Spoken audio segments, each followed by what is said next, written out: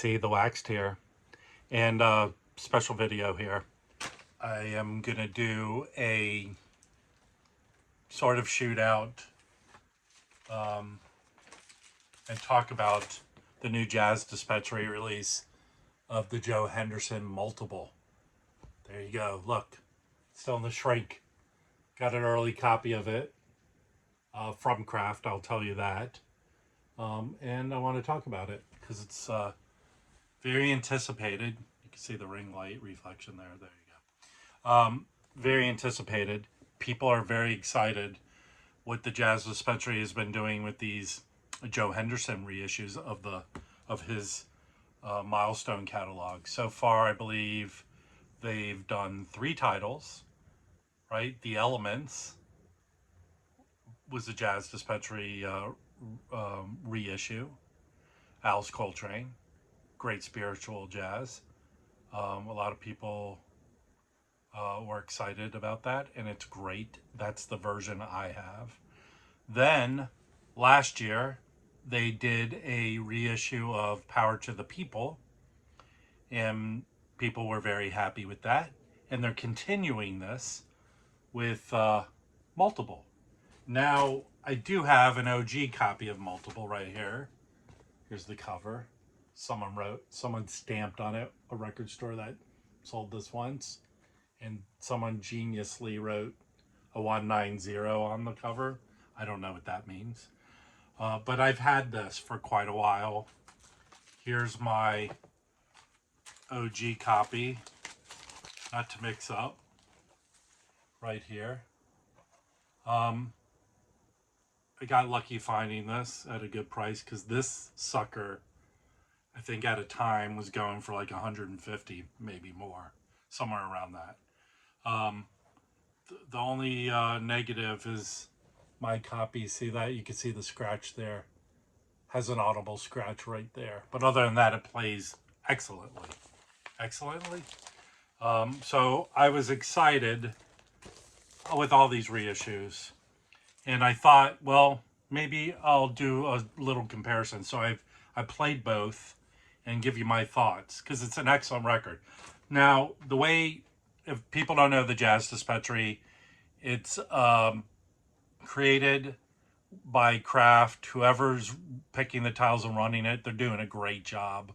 There was the Patrice Russian album. The title escapes me, but Joe Henderson's on that. That's an excellent record. I picked that up. Well, I have an OG of that, but that's excellent. And I'm just very happy with it. I like the kind of sense of humor that they put forward with the Jazz Dispensary. And a lot of people are very happy with the Record Store Day comps that they put out. So the type of titles they're picking are what I love about collecting vinyl. They're that says this hasn't been out in 50 years, right? I guess it's its original pressing. So love the Jazz Dispensary.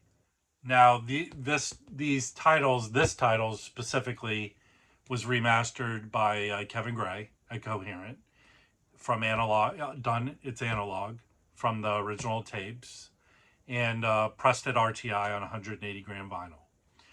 So let's talk first about the cover, if people are interested in the differences. I will say, if they got the original artwork, it's very similar. Now, I don't know if the original color of this was pure white. I have a demo sticker on mine too. I didn't point that out.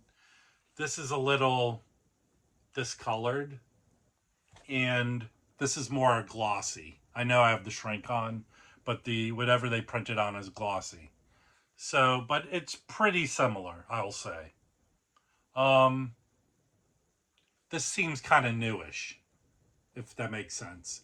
This feels like it's old. So, but maybe because this is glossy and this is more matte, maybe I give the edge to this, but it's splitting hairs. With the tip on the back, it's pretty similar. Yeah. there's really no difference at all, even though this is in shrink. So, yeah, if that makes a difference to you, then that's the covers, okay? My opinion on those. Now, when it comes down to the sound, and I think there is a distinct difference between, actually, this didn't come in a rice paper sleeve. I swapped it out for Hudson Hi-Fi. It came in a lined paper sleeve. So, or it came in those new RTI sleeves, which I don't care for, the old ones or the new ones. I think, when people put them in these sleeves, that's the way to go. Makes you feel like you bought something. All right. Now, I played both. Obviously, this is not 180 gram. And this has some surface noise to it, my OG. Just a little bit, but nothing. The music's loud. It's fine. The vinyl here, quiet. It's not an issue. A nice, quiet pressing on the RTI. But here's the difference, and I'm going to lean towards the reissue. I think if what Kevin did is there's more separation on the reissue. Actually, on here, Joe Henderson sings on this great, and I think these are mostly on the Joe Henderson song, the first title, Trey Candela. He's singing on there, and he also sings on, among others. It's not belting it out. He's just doing the vocals.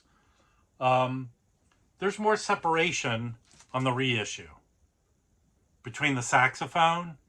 Maybe on the OG, it's not horribly muffled, but in comparison, it seems a little more, it seems muffled.